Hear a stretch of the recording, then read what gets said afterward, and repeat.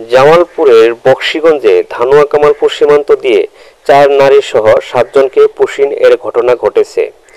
বৃহস্পতিবার ভোর 4টায় ধানুয়া কামালপুরের 1083 পিলারের কাজ দিয়ে তাদের পুশিন করে ভারতীয় সীমান্তরক্ষী বাহিনী বিএসএফ। কিভাবে আসছেন আপনি বাংলাদেশে? আচ্ছা, বাংলাদেশে তো আমাকে তো এখন যে প্লেনে করে লিয়েছে আমাকে ধরছে। কোন জায়গা থেকে নিয়ে আসছে আপনাকে প্লেনে? দিল্লি থেকে আমাকে। আপনাদের দিল্লি থেকে প্লেনে করে এই বর্ডারে নিয়ে আসছে। আপনারা যে বাংলাদেশে আসলেন কিভাবে আসলেন যদি বলেন? আমরা বাংলাদেশে আসছি, ওইখান থেকে আমাদের বাঙালি দেখে ধরে জেলে রাখছে, এক মাস জেলে রেখে তারপরে দিল্লি জেলে রাখছে। দিল্লি থেকে তারপরে আসাম এয়ারপোর্টে পাঠাইছে, আসাম এয়ারপোর্টে পাঠাই তারপরে এখান থেকে ট্রান্সফার করছে। আমাদের ধরে নিয়ে আসছে পুলিশরা। কে বিএসএফ? আপনার এই প্রথম ধরে নিয়েছে আপনি কোন পাশ দিয়ে আপনাকে এই করছে? এই পাশ দিয়ে? এই পাশ দিয়ে। আপনাদের আসলে বাংলাদেশে যে আপনি আসলেন, মানে ওরা কি জোরপূর্বক ভাবে আসছেন না জোরপূর্বক ভাবে পাঠিয়ে দিচ্ছেন, আপনি স্বেচ্ছায় আসছেন? ভারতে রাখবে না, বাংলাদেশে পাঠাবে।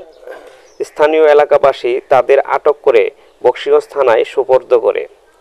আটককৃতদের বাড়ি খুলনা, ফরিদপুর, বাগেরহাট ও বরগুনা জেলায়।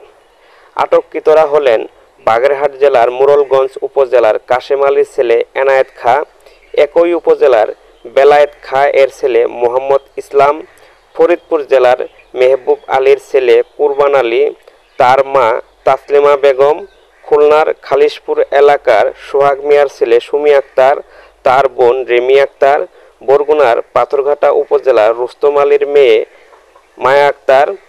ধানুয়া কামালপুর ইউনিয়ন পরিষদের 2 নম্বর ওয়ার্ডের সদস্য মোতালেব মিয়া জানান, বৃহস্পতিবার 10 জুলাই ভোরে ভারত থেকে 7 জনকে পুশিন করেছে এমন খবর পেয়ে গ্রামবাসীকে নিয়ে আমরা সীমান্তে অবস্থান নেই এবং তাদের আটক করে। সর্বপ্রথম আমি ঘুমের ভিত্তে আমাদের গ্রামের ফিরোজ, উনি ঢাকা থেকে এসে রাস্তার মাথায় ওনাদেরকে পায় আমারে ফোন দেওয়ার পরে আমি বাড়ি থেকে আসি শুনি এরা 4 জনকে পাইছি, আর 3 জন বলে আছে পিছের থেকে পিছাইছে।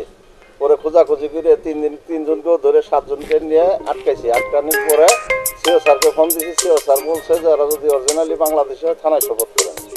ওই থানা অফিসারের সাথে কথা বললাম, অফিসার বললো ডিউটি অফিসার আপনাকে ফোন দিই। আটককৃতরা বিভিন্ন সময়ে কাজের সন্ধানে দালালের মাধ্যমে ভারতের বিভিন্ন শহরে চলে যায়। সম্প্রতি বিভিন্ন সীমান্তে পুশিনের ঘটনা ঘটলে বকশীগঞ্জ সীমান্ত দিয়ে তাদেরও বাংলাদেশে পাঠায় বিএসএফ। বকশীগঞ্জ থানার ওসি খন্দকার শাকির আহমেদ জানান, ধানুয়া কামালপুর সীমান্তে পুশিন করার পর স্থানীয়রা 7 জনকে আটক করে থানায় সোপর্দ করেছে। এ বিষয়ে আইনগত প্রক্রিয়া চলমান রয়েছে। মোহাম্মদ ইলিয়াস শাহ, বাংলা52news.com, বকশীগঞ্জ।